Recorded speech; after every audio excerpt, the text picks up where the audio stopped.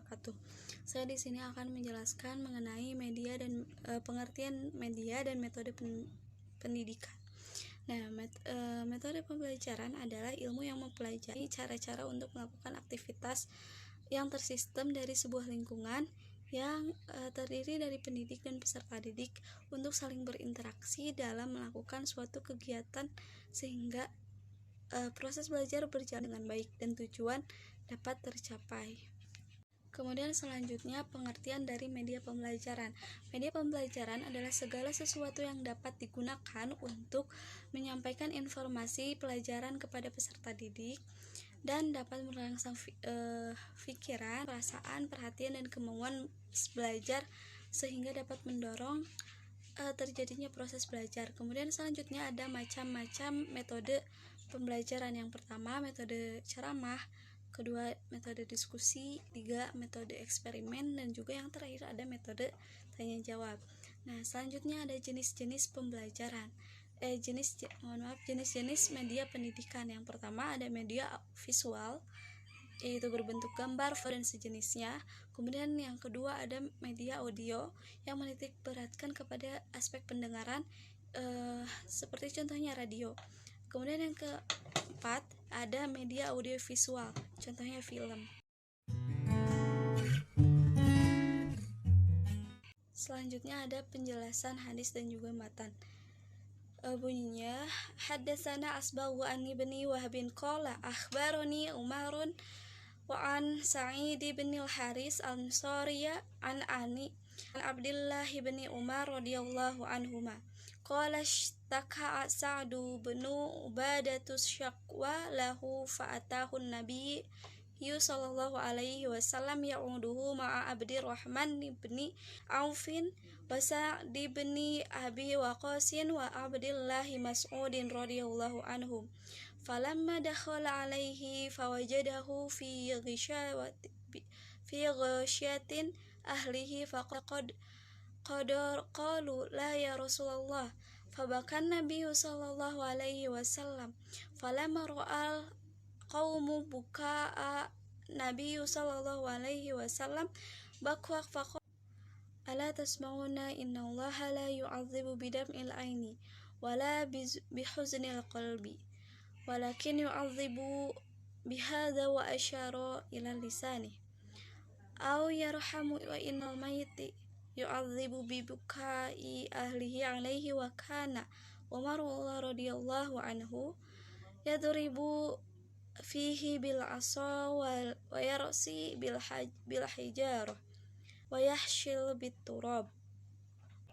Untuk syahid hadis mungkin bisa dilihat sendiri di PPT maupun di makalah.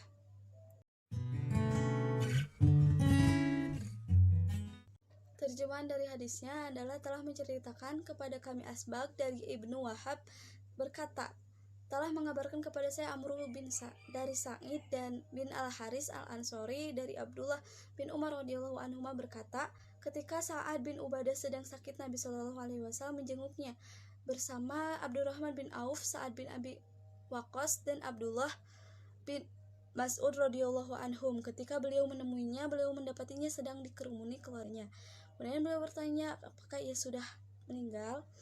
Mereka menjawab, belum wahai Rasulullah. Lalu Nabi Shallallahu alaihi wasallam menangis. Mereka pun turut menangis beliau. Maka Nabi Shallallahu alaihi wasallam sabda, tidakkah kalian mendengar bahwa Allah tidak mengazab dengan tangisan air mata, tidak dengan hati yang bersedih, namun Dia mengazab dengan ini. Lalu Dia menunjuk lidahnya atau dirahmati karena rilisan itu, dan sesungguhnya mayat itu diazab disebabkan tangisan keluarganya kepadanya, sambil Umar radhiyallahu anhu memukul tanah dengan tongkat, melempar batu, dan menumpahkan tanah. Hadis riwayat Bukhari dan Muslim. Kemudian selanjutnya ada mufrodat dan juga maksud lafaz. Nah, mufrodat yang pertama tasma'una artinya mendengar. Kemudian la yu'adzibu tidak mengazab, bidam'i artinya tangisan, al-aina air mata, bil al-qalbi hati. Kemudian maksud dari lafaz Adapun penjelasan kalimat melihat Nabi SAW menangis, maka mereka turut menangis. Ini menunjukkan bahwa kisah ini terjadi setelah kisah Ibrahim putra Nabi SAW, sebab Abdurrahman bin Auf turut hadir di sini.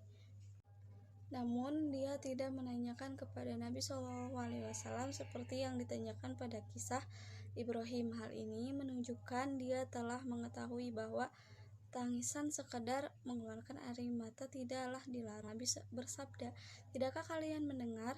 Apakah kalian tidak mendengarkan dengan sebaik-baiknya?" Nah, kalimat ini menunjukkan bahwa Nabi SAW melihat sebagian dari mereka mengingkari apa yang beliau lakukan. Oleh sebab itu, beliau SAW menjelaskan kepada mereka perbedaan antara tangisan yang dilarang dan tangisan yang diperbolehkan. Menyiksa dengan sebab ini yakni jika ini mengucapkan perkataan yang tidak baik atau merahmati jika ia mengucapkan perkataan yang baik, namun ada pula kemungkinan makna perkataannya, atau merahmati yakni jika di ancaman yang dijanjikan tidak diwujudkan, sesungguhnya mayit disiksa dengan sebab tangisan keluarganya kepadanya, yakni hal itu berbeda dengan tangisan dalam tangisan selain keluarganya. Hal ini serupa dengan kisah Abdullah bin Sabit yang dikutip oleh Imam Malik dalam kitab Al-Muwatta. Mungkin cukup sekian penjelasan dari saya. Assalamualaikum warahmatullahi wabarakatuh. Saya Puspita Rahmayanti Effendi, NIM 12020200125. Di sini saya akan melanjutkan pembahasan yang telah rekan saya sampaikan. Nah, di sini saya akan menjelaskan tentang esensi hadis. Yang pertama ini ada ta'rif istilah. Jadi, hadis ini dikatakan secara istilah karena idopah kepada sahabat. Sebab secara istilah hadis adalah setiap yang idopah kepada Nabi SAW, sahabat, tabi'in, dan kepada Allah Subhanahu wa Ta'ala yang bukan Al-Quran.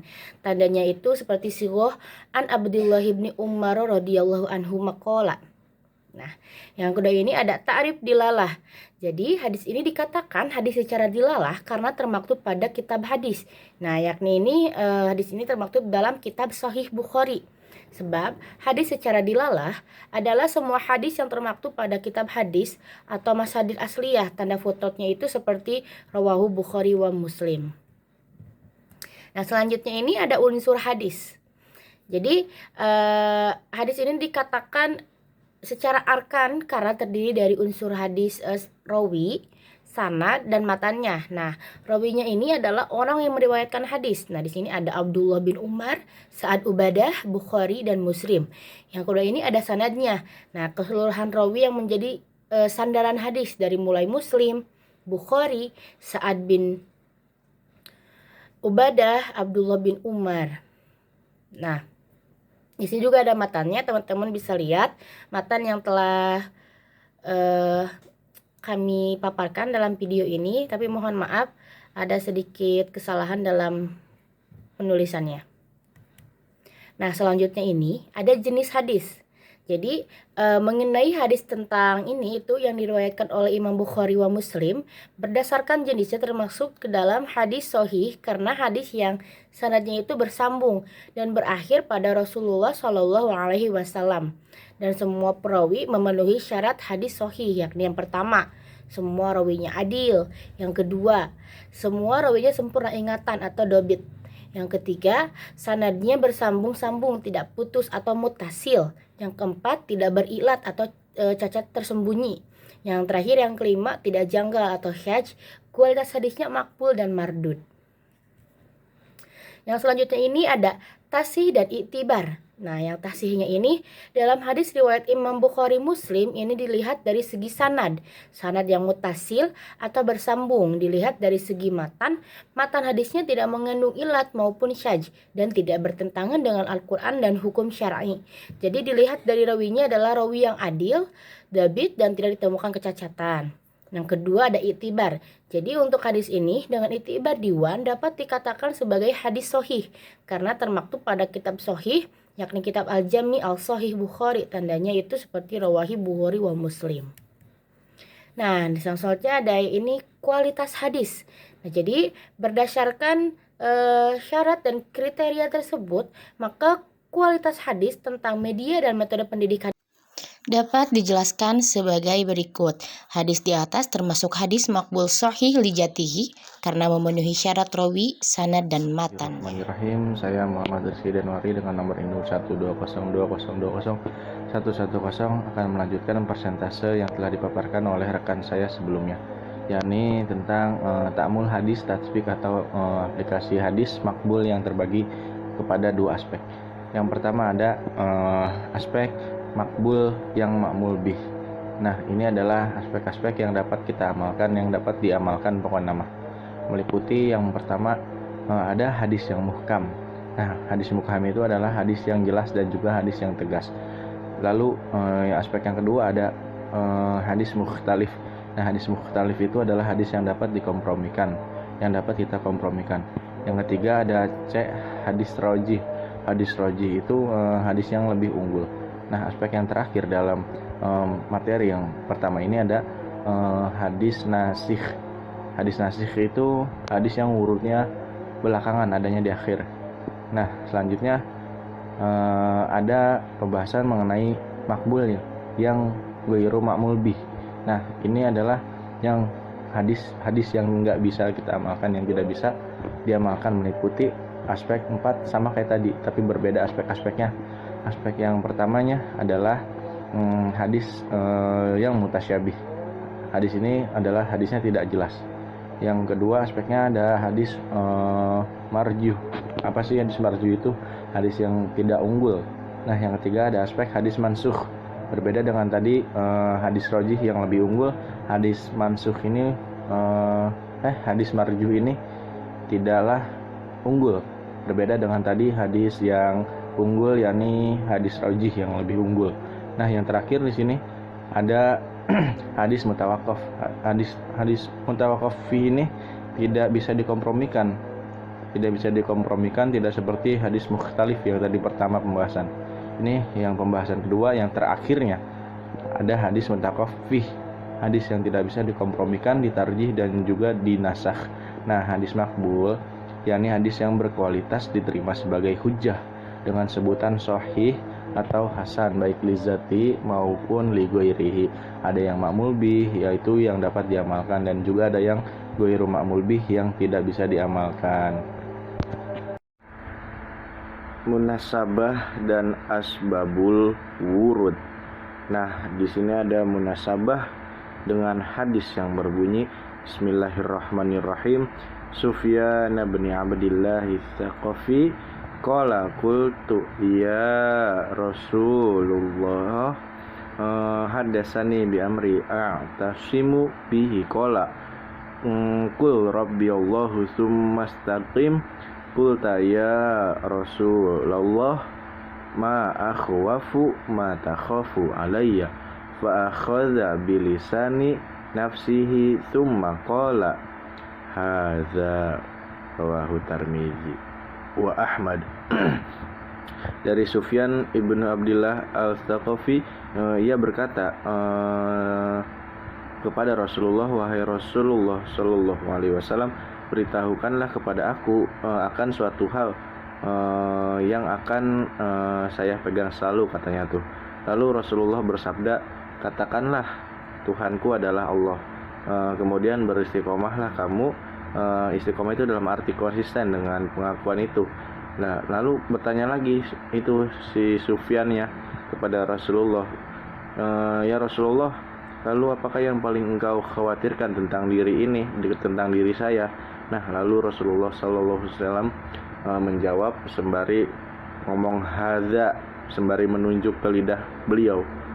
Nah, ini yang paling berbahaya itu adalah lidah. Hadis riwayat At-Tirmidzi dan Ahmad. Nah, ini ada istinbat dan istinbat ahkam dan juga hikmahnya. Pengertian istinbat secara bahasa, kata istinbat itu berasal dari kata istinbata yastanbitu, yastanithu istinbathan, yang berarti menciptakan, mengeluarkan, mengungkapkan atau menarik kesimpulan. Dengan demikian, istinbat hukum itu adalah sesuatu cara yang dilakukan atau dikeluarkan oleh pakar hukum fikih untuk mengungkapkan suatu dalil hukum guna menjawab persoalan-persoalan yang terjadi. Dari mana yang telah dijelaskan sebelumnya bahwa istinbat itu merupakan usaha untuk mengeluarkan hukum dari Al-Quran dan juga dari As-Sunnah. Nah, jadi sedangkan Al-Quran dan As-Sunnah itu adalah sebagai dalil hukum Islam. Dalil hukum Islam yang asasi dalam menunjukkan hukum menggunakan berbagai cara. Ada yang tegas dan ada juga yang masih kurang tegas, yang tidak tegas. Ada yang melalui arti dari bahasa dan juga ada yang melalui maksud hukumnya. Di sisi lain terdapat pula pertentangan antara satu dalil dengan dalil yang lainnya yang tentunya memerlukan penyelesaian. Oleh karena itu, agar bisa mendapatkan hukum yang tepat, maka kita harus membutuhkan metode yang tepat pula, dan para ulama usul fikih juga telah membahas dan merumuskan metode-metode yang dapat digunakan untuk melakukan istinbat hukum dari Al-Quran dan dari As-Sunnah juga. Yang terakhir selanjutnya ada problematika yang dapat kita lihat ya di dalam kehidupan kita sehari-hari ini. Masih banyak orang di lingkungan kita, bahkan teman-teman kita, ataupun bisa jadi di keluarga besar kita, saudara kita, yang masih suka mengolok-olok sesama manusia, yang masih suka menggunjing, yang tidak menjaga lisannya, yang selalu berkata kasar. Nah, contohnya tuh tidak menjaga lisan seperti ghibah, berkata kasar, menghardik, mengumpat, dan lain sebagainya. Oleh karena itu, dengan adanya hadis ini, dengan adanya kita belajar hadis ini, dengan adanya kita mengetahui ilmu pengetahuan ini, dengan ada pembelajaran pada kesempatan kali ini, semoga kita dapat mengambil kesimpulan, mengambil hikmah yang baik, mengambil ta'adus bin ni'mah, bisa menerapkan ke dalam kehidupan kita sehari-hari, dan selalu mengamalkan apa yang kita pelajari, apa yang kita dapat pada pembelajaran perkuliahan, pada tiap-tiap perkuliahan, tiap-tiap materi. Nah, jadi kesimpulannya bahwa kita sebagai umat muslim harus bisa menjaga tingkah laku kita sesama manusia, tingkah laku kita, dan juga menjaga lisan kita, terutama tuh berbicara sama manusia tuh harus benar-benar baik, karena itu lidah kagak bertulang tapi nyakitin banget, lebih tajam silet dan lebih tajam dari pedang. Wah, tajam banget itu marmannya. Apalagi kita harus berkata baik kepada anak yatim. Nah, intinya begitu, kita harus menyayangi anak yatim, jangan berkata kasar, jaga lisan kita, karena lisan itu adalah tidak bertulang tapi tajam sekali. Nauzubillah min dzalik. Jangan sampai kita termasuk ke golongan orang yang suka menghardik, mengolok-olok saudara sesama muslim. Ya mungkin mohon maaf teman-teman, hanya sekian yang dapat kelompok kami sampaikan, kurang lebihnya mohon maaf. Dan Allah ya ajma'in wa afa minkum. Wassalamualaikum warahmatullahi wabarakatuh.